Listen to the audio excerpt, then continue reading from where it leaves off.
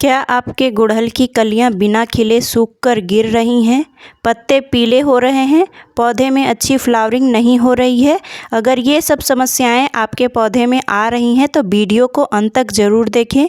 आज की इस वीडियो में मैं आपको गुड़हल में आने वाले इन सभी समस्याओं से छुटकारा पाने के तरीके बताने वाली हूँ।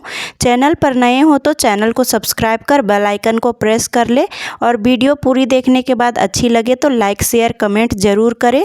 तो चलिए शुरू करते हैं। हेलो दोस्तों, welcome back to my YouTube channel Shubh Bagwani. तो दोस्तों, आप मेरे गुड़हल के पौधे में देख सकते हैं, इसमें किसी भी तरह की कोई समस्या नहीं है।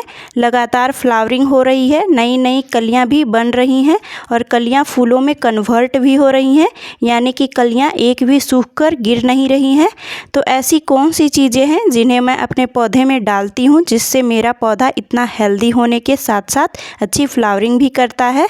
आज से 1 मंथ पहले ऊपर बताए गए सारी समस्याएं मेरे गुड़हल के पौधे में थी। कलियां नहीं बन रही थी और अगर कलियां बनती थी तो बिना खिले सूखकर गिर जाती थी। इन सब समस्याओं को दूर करने के लिए मैंने क्या क्या फर्टिलाइज़र अपने गुड़हल में डाला, सारा इन्फॉर्मेशन देने वाली हूँ। वीडियो में अंत तक बने रहें ताकि आपको अच्छे से समझ में आए।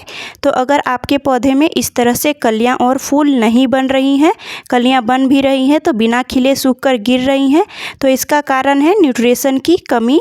अगर इस प्रकार की समस्या आपके पौधे में आ रही है तो आपके पौधे में किसी न किसी तरह की न्यूट्रिशन की कमी ज़रूर है। साथ ही इसका दूसरा कारण है इम्प्रॉपर वाटरिंग।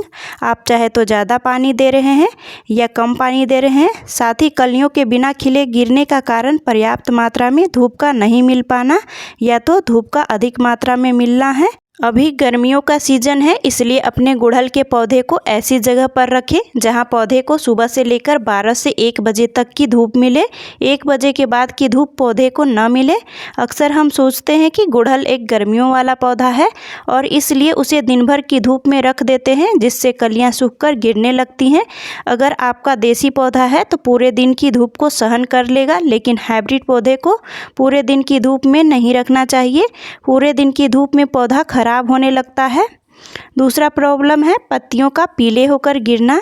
अगर आपके पौधे की 2-4 पत्तियां पीली होकर गिर रही हैं तो कोई टेंशन की बात नहीं है। पत्तियां पुरानी होने पर पीली होकर गिर ही जाती हैं, लेकिन अगर पत्तियों के गिरने की संख्या ज़्यादा है, नई नई पत्तियां भी पीली होकर गिर रही हैं, तब आपको ध्यान देने की ज़रूरत है। पत्तियों के पीले होकर गिरने का भी मेन कारण न्यूट्रिशन की कमी है। दूसरा, ओवर वाटरिंग और अंडर वाटरिंग के कारण भी पत्तियां पीली होती हैं। तो ये 2 मेन कारण है पत्तियों के पीले होकर गिरने का। गर्मियों में अक्सर ये गलती हो जाती है, हम गर्मी के चक्कर में ओवर वाटरिंग कर देते हैं। तो आप अपने पौधे की मिट्टी को चेक करके वाटरिंग करें। मिट्टी गीली हो तो पानी न डालें। इस समस्या को दूर करने के लिए आप अपने गुड़हल के पौधे में नाइट्रोजन रिच फर्टिलाइज़र डालें। आप महीने में 1 बार वर्मी कंपोस्ट या गोबर की खाद डाल सकते हैं। इसके अलावा सप्ताह में 1 बार आधा चम्मच के करीब फ्रेश चाय पत्ती का भी इस्तेमाल कर सकते हैं। तो इन सब समस्याओं से छुटकारा पाने के लिए मैंने इन सभी फर्टिलाइज़र का इस्तेमाल कैसे किया, चलिए बताती हूँ। सबसे पहले मैंने अपने पौधे में गोबर की खाद का इस्तेमाल किया है। गोबर की खाद डालने के लिए सबसे पहले गमले की मिट्टी को 1 इंच तक गुड़ाई करके निकाल लिया है। अगर आपके गमले में जगह नहीं है तो लिक्विड बनाकर भी गोबर के खाद का इस्तेमाल कर सकते हैं। मिट्टी निकालने के बाद सबसे पहले 1 से 2 चम्मच के करीब नीम खली पाउडर डालना है। ये मैंने होममेड नेचुरल नीम पाउडर बनाया है, उसी का इस्तेमाल किया है। नीम पाउडर डालने के बाद 3 से 4 मुट्ठी गोबर की खाद डालेंगे। उसके बाद ऊपर से निकाली गई मिट्टी से कवर कर देंगे। अगर आप जानना चाहते हैं कि नेचुरल नीम पाउडर कैसे बनाते हैं तो डिस्क्रिप्शन में वीडियो का लिंक दिया हुआ है, चेक कर सकते हैं।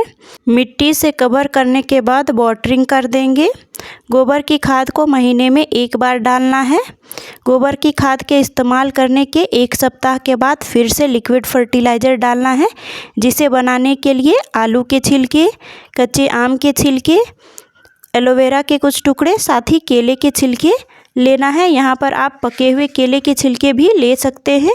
सभी चीज़ों को ग्राइंड करके एक कंटेनर में डालना है और उसे 1 घंटे के लिए छोड़ देना है। आलू के छिलकों में पोटेशियम, मैग्नीशियम और फास्फोरस जैसे तत्व पाए जाते हैं। साथ ही केले के छिलकों में पाए जाने वाला पोटेशियम फूल उत्पादन को बढ़ाता है और फास्फोरस फूलों के विकास में सहायक होता है।